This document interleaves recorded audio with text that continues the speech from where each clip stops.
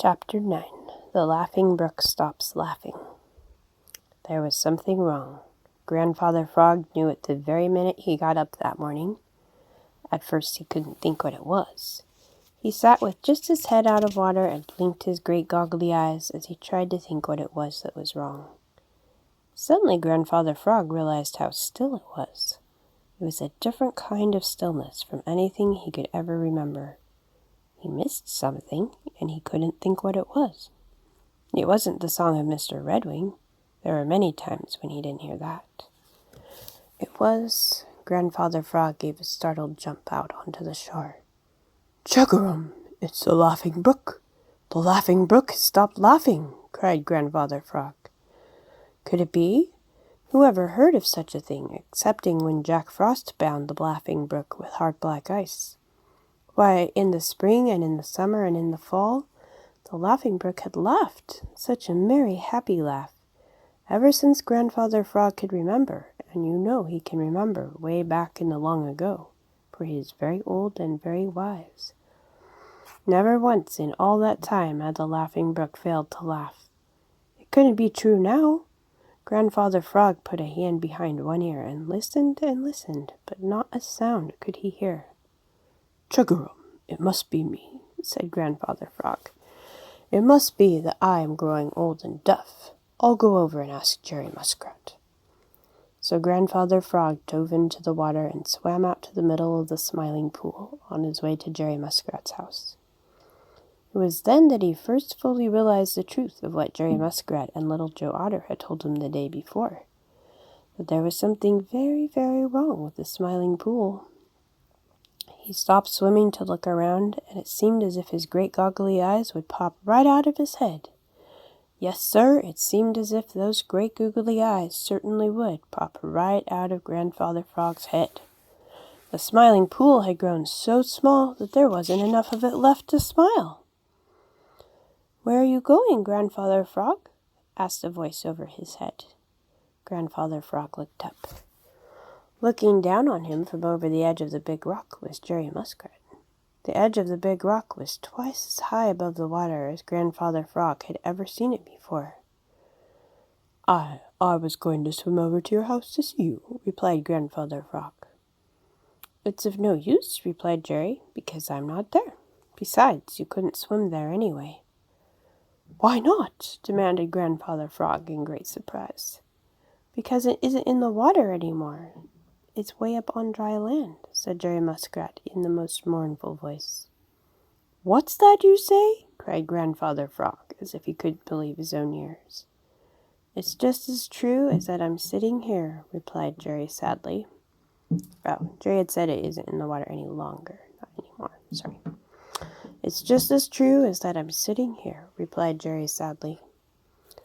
"Listen, Jerry Muskrat, and tell me truly, is the Laughing Brook laughing?" cried Grandfather Frog sharply. "No," replied Jerry. "The Laughing Brook has stopped laughing, and the Smiling Pool has stopped smiling, and I think the world is upside down." Chapter 10. Why the World Seemed Upside Down to Jerry Muskrat. Jerry Muskrat sat on the big rock in the Smiling Pool, which smiled no longer, and held his head in both hands, for his head ached. He had thought and thought and thought, until it seemed to him that his head would split. And with all his thinking, he didn't understand things any more now than he had in the beginning. You see, Jerry Muskrat's little world was topsy-turvy. Yes, Sir Jerry's world was upside down. Anyway, it seemed so to him, and he couldn't understand it at all. The Smiling Pool, the Laughing Brook, and the Green Meadows are Jerry Muskrat's little world.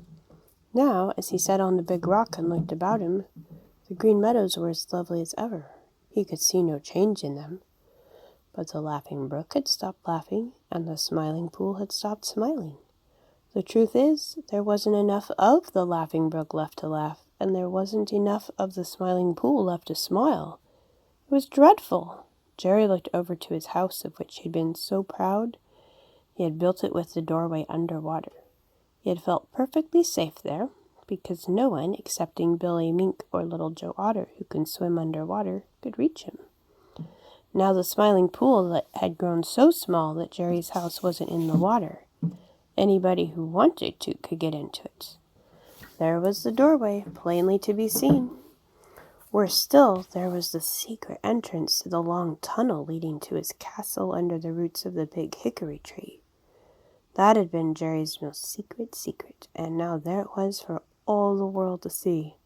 And there were all the wonderful caves and holes and hiding places under the bank, which had been known only to Jerry Muskrat and Billy Mink and Little Joe Otter, because the openings had always been under water. Now anybody could find them, for they were plainly to be seen.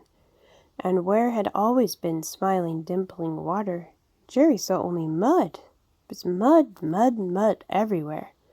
The bulrushes, which had always grown with their feet in the water, now had them only in mud, and that was fast drying up. The lily pads lay half curled up at the ends of their long stems, stretched out on the mud, and looked very, very sick.